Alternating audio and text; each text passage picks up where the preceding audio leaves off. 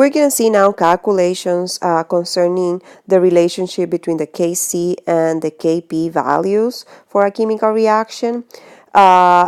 We saw previously that both Kc and Kp have a similar expression, like the format is very similar. However, we're going to see some reactions that the numerical value of the Kc and Kp might not be the same. In a previous example, we were able to calculate the Kp value for the decomposition of phosphorus pentachloride. Again, you can see that previous example. Now we're going to have that as a given, right? The Kp value of this reaction at 250 degrees Celsius is 1.05. The question is, what is the Kc value? So we know that the relationship between Kp is given by the following equation. We have that Kp equals to the equilibrium constant in terms of concentration times RT, right, raised to the delta N.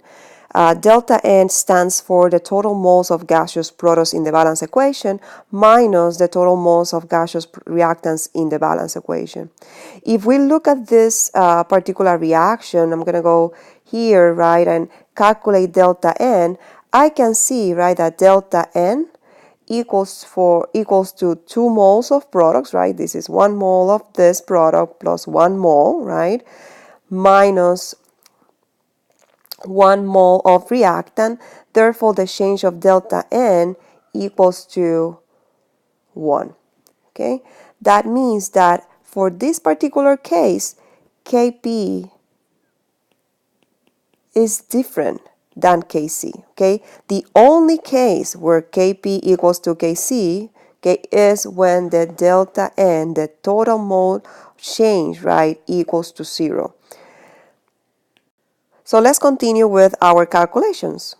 So I'm going to be working out the equation. Okay, I know that based on the delta N, right, the change of mole that we calculate, we have an expression that will look something like this, equal to Kc RT, right, to the 1.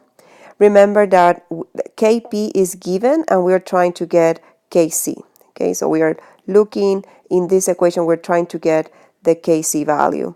So I'm going to solve for that. Okay, so Kc equals, right, I'm going to cross multiply this, Kp over RT. Okay, if I substitute the values, right, or information for this expression, I have the following. We plug in all the numbers.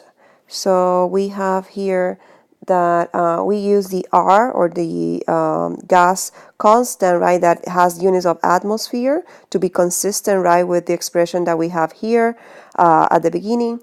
I'm going to just use the R, the temperature in kelvins. I'm going to continue with the calculation, and this gives me a Kc value that is equal to 0.024.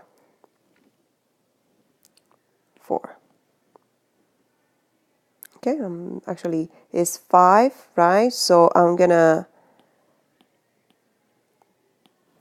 write down here 5 in the last, in the third significant figure on the expression. So this is the final calculation for the Kc, and obviously, as we figured it out right at the beginning, Kp is different than Kc, and it's just because there's more moles of products than reactants.